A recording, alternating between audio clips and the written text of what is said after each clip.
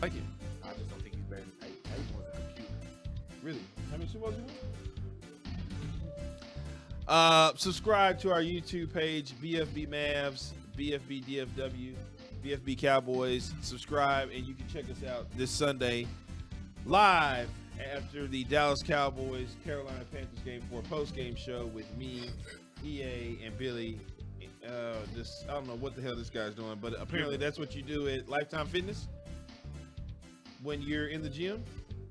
Okay. Yeah, good old bounce pass. Well, good thing that they don't let you play basketball. But here's a guy that we do like to be around the basketball court. Our buddy Kevin Gray from 105.3 The Fan. Good friend of the show. Yes, Very good friend of the show. Yes, he is. But first off, how you doing today, KG? What's up, fellas? How are you? Pretty good. Great. Pretty good. Man. Great to have you on our new background here in the studio. It looks good. Yeah, Thank you. Thank you. You see, we're the BFB in the middle of the world because we're taking over right there. Look here, not here to participate, here to take over, man. Yeah, we appreciate it, man. On such a hard. Now you were on air today, It was on with G-Bag today. and you were on yesterday. Was on yesterday also at a location at FC Dallas at the National Soccer Hall of Fame out in Frisco. That must be fun doing a location location Remote shoot, broadcast. remote broadcast. Yeah. You know, we were supposed to be on one for the post game, but then those numbers shot back up, and I was like, well, I don't want Billy to die. I don't want to die either. I don't want Billy to die, so I guess I better keep us in house for a while. Better keep Yeah, us it was in. our first remote since the pandemic. Yeah. So it was really cool to be out there. With So the how folks was at, it? It was great, man. It was my first time actually out at FC Dallas out at Toyota Stadium. It's a beautiful facility. Fans are really cool there. Enjoyed, was there for about 30 minutes or so. Unfortunately, FC Dallas lost.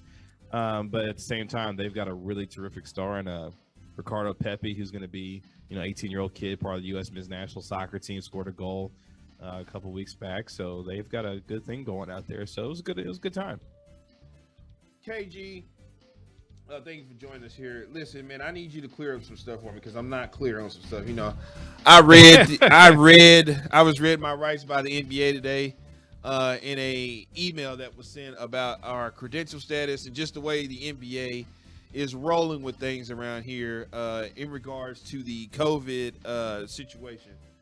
So, of course, we have players that don't want to get vaccinated. Us as media, you have to pretty much get vaccinated to come in the arena at this point. Now, today, the Mavericks announced to come to a basketball game for fans, you either have to be vaccinated or show a negative test within 48 hours of the game, which I thought was silly because I can get COVID in 24 hours.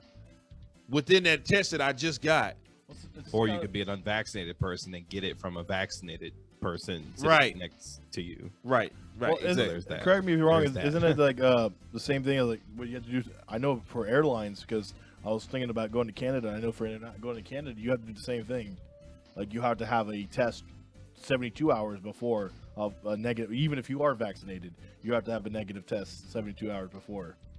So Yeah, I think that's right. Yeah. So these are. Do you think these are strict rules that the Mavericks are putting out there, or do you think it's kind of the par for the rest of the NBA? This is right in line with New York, San Francisco, other cities who are taking the same, precautions. So, having a negative COVID test within 48 hours or actually being vaccinated is something that these cities are requiring, even for, the players to be able to abide by those same rules. That's why you're seeing so many issues with guys like, Andrew Wiggins, Kyrie Irving. No shock about the Kyrie Irving. Yeah, Jonathan Isaac from Orlando. These Dr. guys Isaac. are not. Yeah, Michael Porter Jr., who's come out and said that he's not going to get the vaccine. And he just got paid a lot of money. With the Denver Nuggets. Yeah, how convenient is that? Get your $207 million in and out. Yeah, by the way, I'm not getting the vaccination, by the way. That money's guaranteed too, KG. If I was the Nuggets, I wish I would have put some kind of like stipulation in that contract. Well, I guess Yeah. how many times do they go to LA and how many times do they go to New York a year? That's true.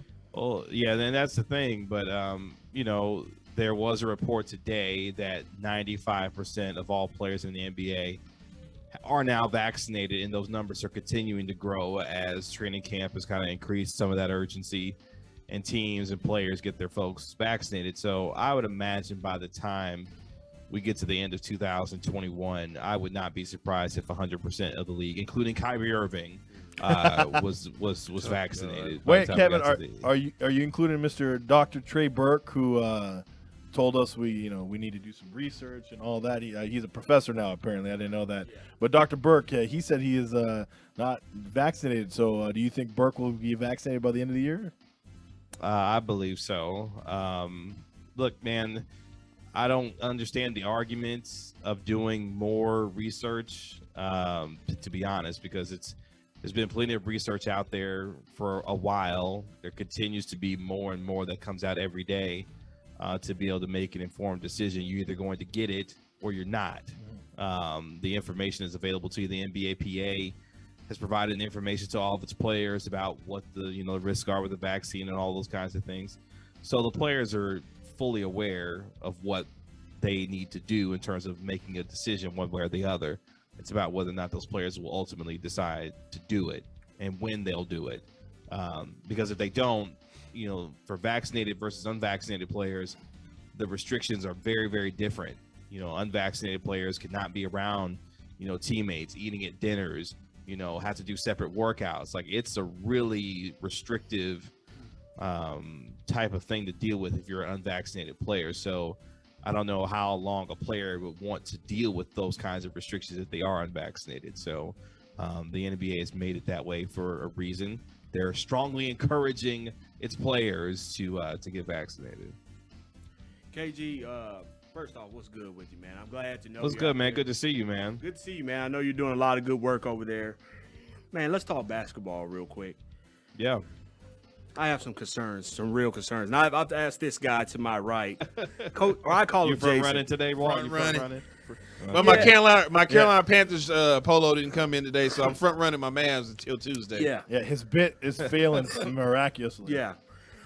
So Stop hating. Get Jason money. Kidd or Coach Kidd, as I've been advised to call him now. Yeah, make sure you get that coach on there. Yeah. Coach Kidd has told us that this Mavericks team this year is going to be up tempo. We're getting the ball off that rim and we're going, right? We want to be in that front court as quickly as possible. He said 3 to 6. Okay. 3 to 6 seconds. So if we're going to play an up tempo style offense, can you please explain to me where are the athletes that are going to go along with this? Because I don't see them. I don't see the athletes. Where are the athletes that we're going to play this up tempo style with? I'm looking for him too. You don't even know what athletes look like. Well, and I'm dead think serious Luka's about one? that because He's great at it. Luka is a good player, but he doesn't strike me as athletic. KP is not what I think of an athlete. I'm talking about guys that can run, jump, and defend and up and down, man. Who are these guys? Or are they on the roster right now? I mean, this is not a hyper athletic team at all, but I think what Kidd is referring to is the idea that, your best ball handler is also right now your best rebounder. And a lot of the times he is going to be the one initiating the fast break. Sure. So when you've got guys like Tim Hardaway who can run the floor, Dorian Finney-Smith, he can run the floor. These are guys going to be asked to be, spacers and shooters. Guys like KP will trail at times. Dwight Powell will trail at times. But this is about initiating and getting the ball in your best player's hands and letting him distribute and create and get out there. I don't think this necessarily has to do with, things like the old 40 Minutes of Hell with Mike Anderson, or Nolan Richardson way back in the day. It's not going to be anything like that. Okay. But this is more about up-tempo, putting stress on defenses in transition, especially with your best ball handler and Luka, and letting guys like Dorian Finney-Smith, Tim Hardaway Jr. be what they are, especially in Tim Hardaway Jr.'s case, be a guy that can spot up and shoot the ball well from the three-point line. Right. Go ahead. I was going to say, so moving on to like where the positions are, Kidd is, came on and said that Dwight Powell will be the 5 this year and that KP will move to the 4. Do you think that's the best option to go forward, or do you think that we should go back to what it was last year with KP at the 5? Because I know a lot of people, for one, are still wondering why Dwight Powell is going to be the starting center on this team. A lot of people are still unhappy with it. I'll take this one. I Asked asked KP. Don't worry about it. I didn't ask you. I didn't ask you. I didn't ask you because this is the part where I need to educate you on basketball. Kevin, could you just don't say know your why. answer after his? So please? if you don't mind, please, sir. It's so rude. I'm I'm speaking just right now. talking from a lot of MFL pros out there that are as Billy curious. was saying, we want Dwight Powell there because from an athletic standpoint to get the ball down the court. As he said, KP will be trailing a lot. Not a whole lot, but he's going to be trailing at times. And as you heard, KP, I don't know if you know, you probably don't pay attention to the Mavericks. I don't know if that's what you guys are doing over on 1310 the ticket or whatever. We have, but Mark we're Fall, posting. Mark Fall and Brian, Damaris. They do the Mavericks post. Oh, well, that's show great for with them. Justin Montemayor on the ticket, I think. So if you want to bring that up, Well, that's great we because got Mark Fall on our station, big time P1 there. So thank you. For that's that. great. But if you, but yeah, anyway, can I get? oh, excuse me, sir. sir. It's so rude. I'm talking. So, if you subscribe to our YouTube channel, we have interviews, direct interviews from the players. Billy's like, please help me. And here.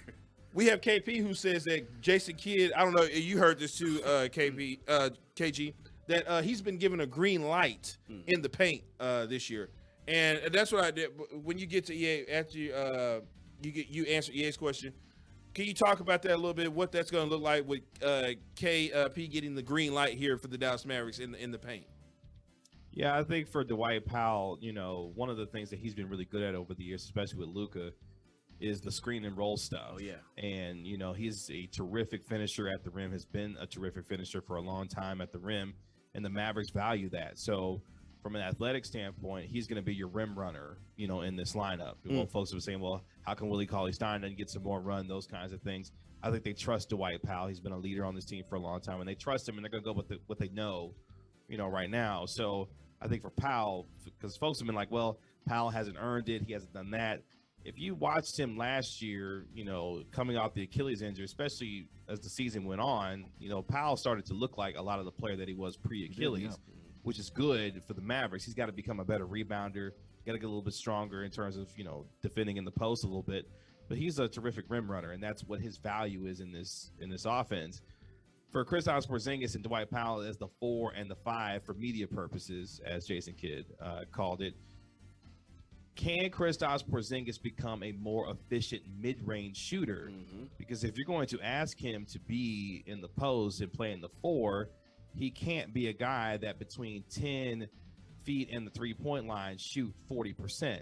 You've got to be a guy that's shooting at minimum 50%, especially in the 10 to 16-foot range, especially when you've got smaller guys that are going to be on you in the post, where KP at 7'3" should be able to take advantage of that. Now, he told me that he put on some weight, this summer to get a little bit bigger, a little bit stronger, which should help him in the post. But at the same time, he's got to be a better mid-range shooter in order to take advantage of that, so that folks aren't necessarily pushing him further and further out, because Carlisle wanted him to be a guy that was a spacer, shooting the ball from the three-point line, which he's capable of doing.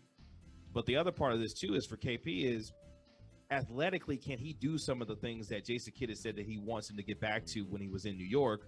Because, if you remember him in New York, he had a lot of bounce to him. He's a little bit lighter, had a little bit of spring to him. He was doing things athletically that a guy at 7'3" made him, quote unquote, the unicorn. Right. His body isn't necessarily at that point, even at just 25 years old. So that's what I wonder with him being at the quote unquote 4. But offensively, it really doesn't matter, because, the 5 spots can be interchangeable. Thank you. Well, You answered that way better than Walter. Wow. Well, and him being at the 4 is gonna get him back to what Jason Kidd's looking for, because when he dominated, he was playing the floor, or he was playing the 4 with New York. That's what Which got is funny, because KP last year, what did he tell us all last year, Walt? He loves playing the 5. Like, he liked playing the 5. He said that because that's what they wanted him to say. And not Rick Carlisle, but Mark Cuban has come out and already said, look, KP just did what we wanted. He did what we asked him to do last season. So that's just a PR. That was just a PR move by him. If you go ahead. I don't know if the 4 is going to be best for him, because he's inefficient. Like last year, he had the best true shooting percentage of his career. He shot over 58% for his true shooting percentage.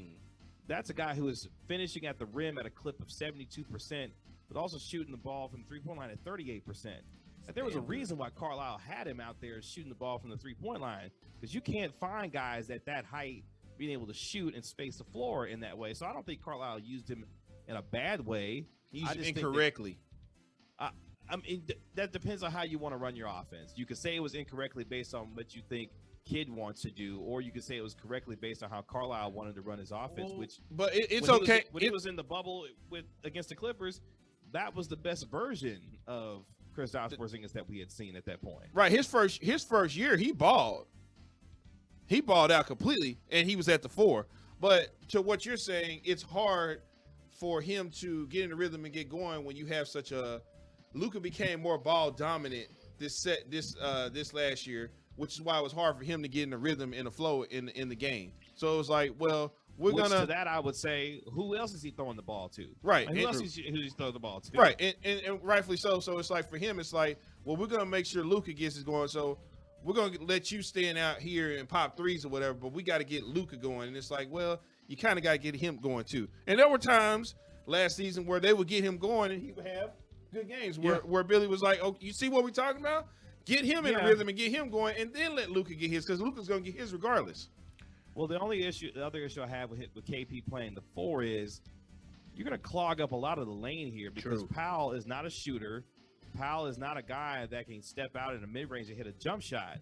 So you're going to have a lot of, muddling up the middle here to where I think that was the advantage of having Porzingis space the floor, is that you could play 5 out, spread the thing out, and let Luka just go in and probe the defense, find shooters, because everybody's going to collapse on him anyway. So Dorian Finney-Smith, Tim Hardaway Jr., all these guys can eat as long as Kristaps Porzingis is out there being able to shoot the ball from the 3-point line. Now with this offense, I'm curious about the spacing and how that's going to work out now. Well, remember when he said what he said, and he said, well, with me being at the 4, it's going to allow Luka to be able to drive better. That's what he said in the press conference. All right, I would be interested to see how that works because I guess his thinking is I'm gonna be if I'm the 4, that's gonna make the best guy that they have in defensive. I'm gonna be able to draw him and pull him out while he's not gonna be able to get to Luka. Screen and roll game with Dwight Powell and clearing things out that way to where you can find Porzingis open a little bit. Okay, maybe, but again, Porzingis, in order for this to work, he's got to shoot better in that mid-range to make teams respect him, because right now teams don't respect him in the post. That's why they put their best defender on him, because they know they can push him out the lane and be stronger than he is. He's got to make teams pay for his size and his ability to be more efficient in the mid-range for this to work. Well, I get why you put Dwight Powell at the 5, because most of your lineups is a small lineup. So most of your centers are going to be, they're probably going to be the same height as Dwight Powell. Only time you really got to worry about that is when you play like freaking Embiid and maybe the Lakers are going to punish him. The Lakers are going to kill him. They will. Yeah, maybe they got so. All the size in the world. But I mean, Dwight Howard's what at this point? DeAndre Jordan's what at this point? Well, Dwight Powell's going to outrun them. Yeah, but they'll the punish Lakers are him going in to the start half Anthony court Davis game. at the 5. Oh, they are going to start him at the 5? Yeah. Okay. So Imagine Dwight Powell. But I mean, at that point, they're still going to just put KP on Anthony Davis at that point. And how's that going to work out? That's not. Well, that's going to be barbecue chicken. That's barbecue chicken either way. That's barbecue what I mean. chicken either way. Yeah. So because the problem is more so on the defensive end. Offensively, like I said, interchangeable with the 5 spots really offensively. The problem is on the defensive end, because you got an undersized center in Dwight Powell and a 7'3" power forward who can't move, at least right now. Well, I'll tell you what, Coach Kidd's a big emphasis on defense this year. That's the thing I was wondering. But that doesn't change Porzingis' athleticism. That's a good point. More athletic. So that's why I was wondering about why they were, and hopefully maybe that was just, hey, that's what we're going to start the season with Dwight Powell at the 5 and KP at the 4, and then see what's going on. Because then my other question to you is really, what are the biggest changes philosophy-wise that Kidd has over that is different from Carlisle? Do you see anything different, major differences that this team is going to have, or are we going to see kind of something similar that we saw last year? What are the major changes we're seeing? I think the biggest thing is that, and look, if folks will roll their eyes, because Carlisle said the same thing last year, is the emphasis on defense. But at least you made an attempt this time around to actually get guys who can defend multiple positions on the perimeter. Right. Reggie Bullock and Sterling Brown can do that for you. Maxi Kleber is actually going to be healthy coming into the season. And before, Bullock and these guys got there, you could argue that Maxi Kleber was your best defender. Yeah. And that's not great. because you've seen what happens to him at times against some of the more upper echelon players, but he provides you some length. You know, he's not necessarily the quickest of foot, but he's a smart defender. He's a capable defender.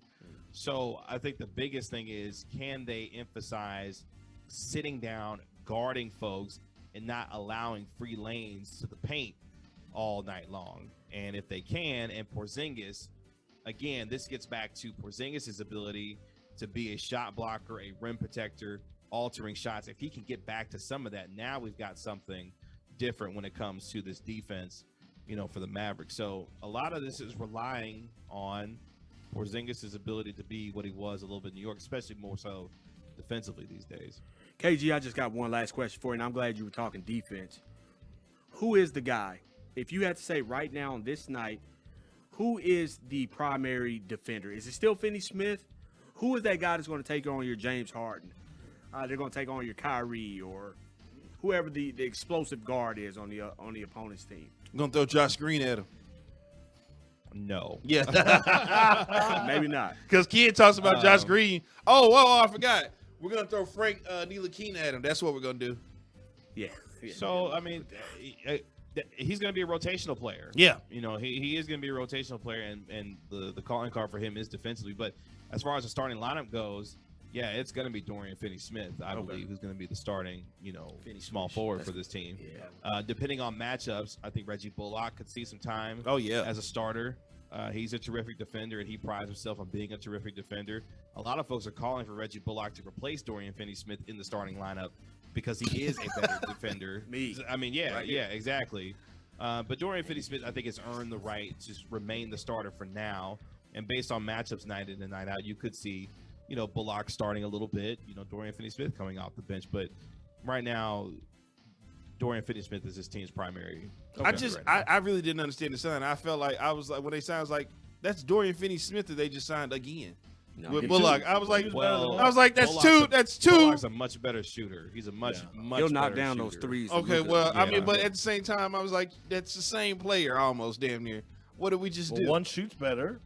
Well, And we'll he's the see. About same addressing type of defender. the defense, when you sit down Dorian Finney-Smith, Bullock. What's good about him is that he will not get played off the floor because he can shoot and he can defend multiple positions on the perimeter, and he's not unwilling to take on your other teams, you know, best players. So. And he's I a think dog. And that was the problem. That was nastiness the to biggest problem, Yeah. I think, with last year, you know, because you did have some great moments, especially on your starting lineup with some defensive effort. But as soon as they had to go back to the bench, then you lost your defensive prowess there, and then teams started catching up. And that's one of the biggest things I hate is that your starting lineup, your depth was the problem with this team going forward. As the game waned on, you let them come back in the game. You couldn't have any kind of defensive intensity. So hopefully, Bullock and Kid can get that out of him, and maybe we can have some kind of defensive prowess for the rest of the game than just in the first quarter.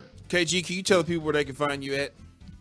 Of course, you can find me on Twitter, Facebook, and Instagram at Kevin Gray Sports, and you can catch me a lot on our home of the Cowboys and Rangers 105.3 The Fan. I will be all over. They do some good work over there at that station. I mean, they are on the money over there. We are DFW Sports Station, Yeah. 105.3 The Fan, home of the Dallas Cowboys, And Rangers.